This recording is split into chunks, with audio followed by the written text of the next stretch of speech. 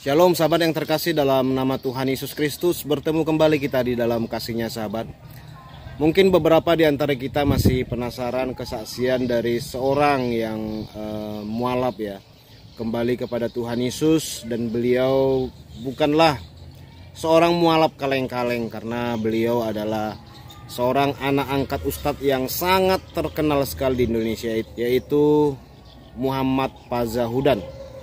Sebelum bernama Muhammad Fazahudan, beliau adalah seorang penyanyi rohani yang bernama James Selose. Cukup lama sekali beliau meninggalkan Tuhan Yesus. Tetapi mungkin di antara kita sahabat ada yang penasaran kenapa beliau bisa tinggalkan Tuhan Yesus. Padahal beliau seorang penyanyi rohani. Saya yang waktu itu mendengar cukup sedih dan hati saya cukup hancur.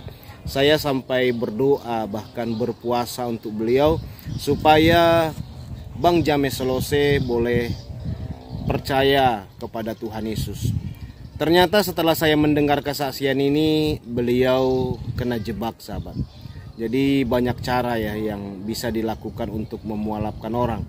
Makanya kita harus waspada dan selalu hati-hati dalam segala hal. Terutama bagi sahabat yang terkasih yang sering komen-komen atau apapun itu, hanya 3 syarat yang akan mereka tentukan ketika saudara ketahuan. Pertama, saudara disuruh masuk Islam. Kedua, saudara akan dituduh menista agama dan akan dilaporkan ke polisi. Ketiga, saudara akan dihakimi. Jadi cara yang 3 itu menjadi pilihan ketika saudara ketahuan umpamanya komen saudara yang menghujat atau menista atau apapun itu, mereka akan tawarkan 3 hal tersebut. Sahabat yang terkasih, bagaimana kesaksian James Selose, seorang penyanyi rohani yang akhirnya menyesal telah meninggalkan Tuhan Yesus, dan beliau benar-benar sungguh-sungguh bertobat kepada Tuhan Yesus. Luar biasa ini kesaksiannya. Dan ternyata mereka tidak senang, dan akhirnya saya di blacklist. Bilang saya akan blacklist kamu ke seluruh GBI yang ada di Indonesia. Wah, saya bilang kenapa bisa seperti itu. Dan setelah kita menegakkan konfirmasi untuk tur kami yang sudah dijadwalkan semuanya sudah oke, benar, satu demi satu tempat itu waktu itu ya, tur yang kedua 30 kota. Mereka sudah mulai secara halus untuk menolak, kami belum ada persiapan untuk ini. Jadi satu demi satu dan semuanya seperti itu. Nah, dari situ saya tahu bahwa ya memang sudah itu dari pusat sudah tahu. Saya ya sudah, saya sudah waktu itu saya kontrak di perusahaan Taman Maranatha, dan saya bilang ya sudah, saya tidak ada tur lagi, saya ingin pelayanan di gereja. Saya di GBI Sumatera Jakarta, dan beberapa gereja yang saya sering pelayanan. Dan waktu itu sama juga, saya tidak boleh untuk pelayanan.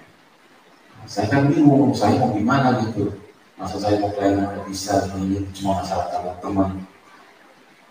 Akhirnya semua sudah tidak ada jalan seperti itu. Kemudian yang namanya kekecewaan, dan itulah kalau kita kecewa sama manusia, kita harusnya seharusnya tidak boleh tinggalkan Tuhan. Nah, waktu itu karena saya bilang kacau juga, nah ada teman saya datang, teman udah lama sekali. Nah, dia adalah teman dekatnya Ustaz Arifin Ilham di luar aku pernah dengar. Dan dia mengajak saya dengan beliau. Setelah itu saya bilang, dia bilang kalau kamu, saya sudah berpikir, wah saya berpikir harus berpindah agama karena mereka sudah tidak menerima saya. Nah, saya singkat cerita, saya berjumpa dengan Ustaz Arifin Ilham, dan teman saya bilang, saya kaget waktu itu di sana. Dia langsung bilang, mereka panggilnya Meroni Guru. Meroni, ini teman saya masuk Islam. Saya kaget. Malah saya tidak pernah, belum siap waktu itu kan, masih berpikir, saya belajar tentang Muslim gimana. Dan akhirnya karena saya bingung juga, dia tanya, iya kamu benar nanti. Saya langsung dengan semangat sampai iya. Saya bilang ke teman saya, kamu kalau dia expose foto-foto atau apa ya, lebih tenang, aman. Begitu masuk ke masjid, waktu itu udah puluhan ribu orang sholat. Dia setiap sholat itu pasti ribuan orang. Saya suruh tunggu di pastor waktu itu ada 2 orang. Kemudian begitu selesai sholat, saya dipanggil. Karena itu udah dipanggil. Begitu saya masuk, saya adalah istri. Kamera semua di mana-mana, saya bilang ini pasti kacau, gitu kan. Saya udah nggak bisa mundur saat itu. Cuma saya pikir kan itu mungkin cuma di kalangan muslim lah. Jadi teman-teman saya kan orang Manado. Teman saya kan di Facebook, di Instagram apa kebanyakan kan orang Kristen jarang sekali itu hal-hal acara seperti itu. Singkat cerita, setelah itu saya udah menjadi seorang yang bersyahadat. Saya pulang waktu itu ke rumah, sampai di rumah WhatsApp saya bunyi. Ternyata teman saya di Manado ada yang mengikuti Instagram almarhum Ustaz Arifin. Dia bilang, Allah Akbar, karena ternyata udah seorang muslim. Saya sudah share video bahwa saya bilang, kacau ini. Benar, setiap hari itu di Facebook saya itu ribuan itu messenger. Caci maki apa semua, saya sampai takut.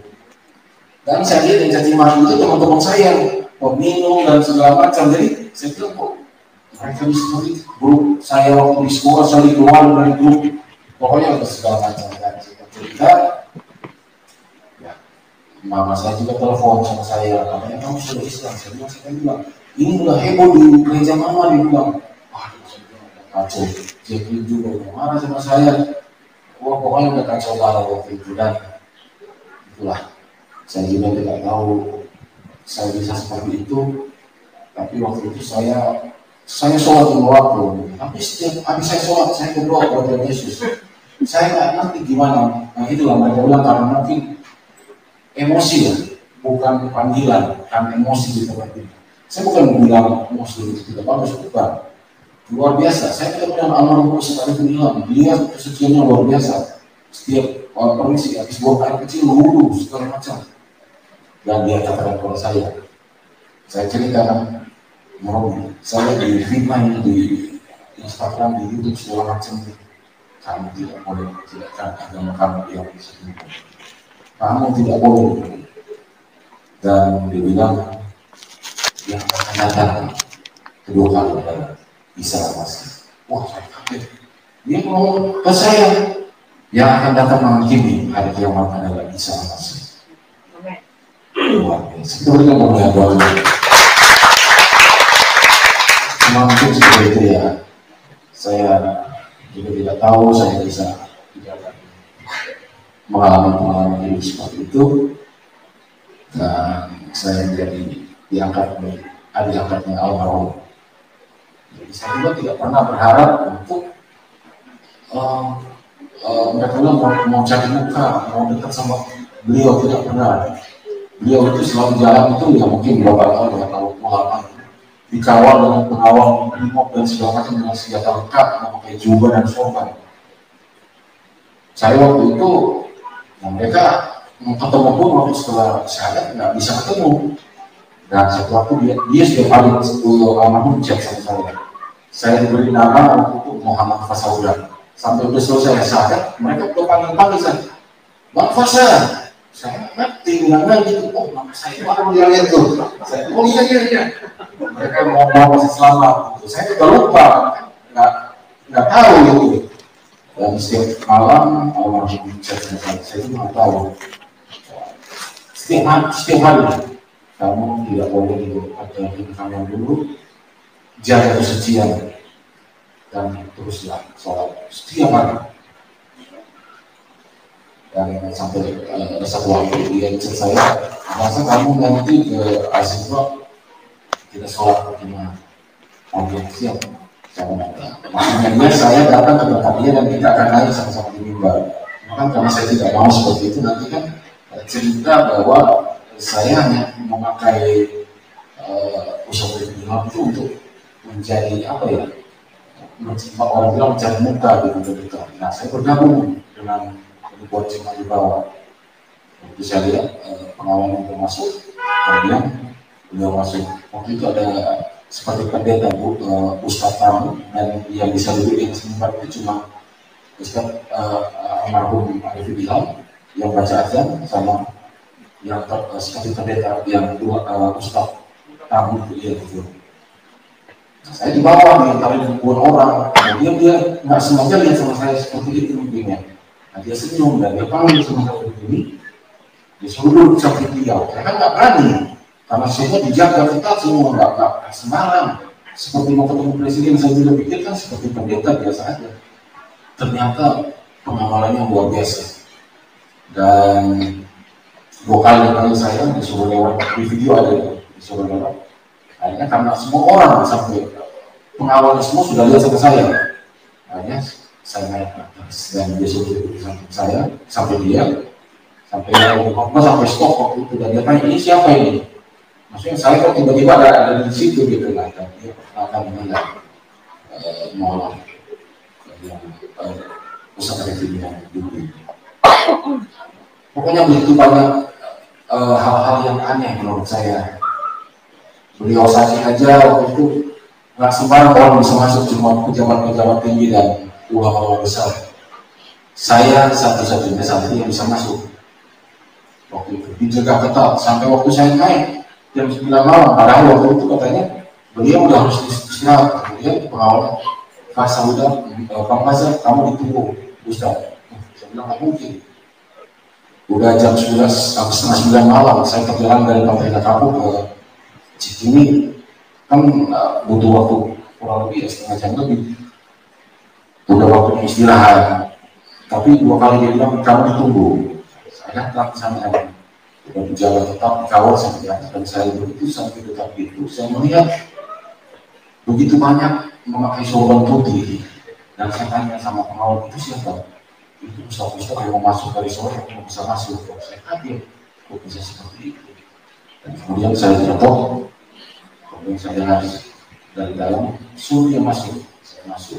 Saya masuk sambil jalan mendekati beliau, ternyata ada pakai semacam lakban di depan, jarak 5 meter, nggak boleh dekat. Saya masuk, sampai beliau dengan baik tangan. Kemudian saya disuruh stop sama pengawalnya, Bang, batasnya sampai sini.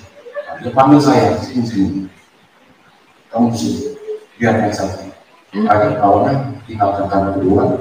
Waktu saya salaman sama dia cium tangan, dia langsung pegang tangan saya, dia lepasin dan dia besar. Saya suruh duduk di atas. Saya kira bingung kok dia sayang sama saya, dan di situ ada ajudan yang kasih tahu saya bahwa lagu kamu itu yang kehidupan abadi. Saya rohani yang saya bikin waktu bapaknya saya tinggal itu hidupnya kehidupan abadi, bahwa di surga itu kita tidak ada lagi air mata dan sebagainya. Nah, yang pengawal ini kasih tahu lagu kamu dikasih sama presiden. Lagu yang kehidupan abadi. Wah, terus Ustaz bilang, ya saya senang dengan lagu itu. Kalau mau berpikir kan itu lagu rohani, beliau sangat senang.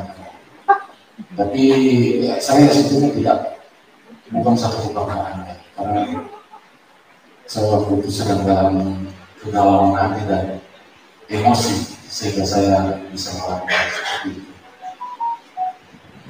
Tapi saya percaya Tuhan selalu akan berada bersama kita, sekalipun kita pernah jatuh dalam hal apapun. Saya percaya kalau kita berharap pada Tuhan, Tuhan akan membimbing kita. Amin. Seperti firman yang menyatakan bahwa hidup ini hanya sesaat. Kita tidak tahu, bisa hari ini, bisa esok, lusa. Tuhan bisa memanggil kita. Orang meninggal bukan harus sakit. Orang yang sehat bisa tiba-tiba meninggal. Dan kematian itu akan membawa kita berjumpa dengan Tuhan kalau kita percaya Tuhan. Amin. Kalau kita berharap semua akan tenangkan saat Yesus datang kedua kali. Ada sebuah yang saya tulis. Kita yang setia, karena saat Yesus kembali, semua yang setia akan berefek mahkota dan kami bersama. Ya sahabat yang terkasih, setelah kita menonton bagaimana kesaksian daripada James Solose atau Muhammad Pazahudan, tentu kita diberkati dan dibangkitkan kembali iman kita, sahabat. Dan ini merupakan anugerah yang luar biasa dari Tuhan. Puji Tuhan, itu yang bisa saya sampaikan. Tuhan berkati. Shalom.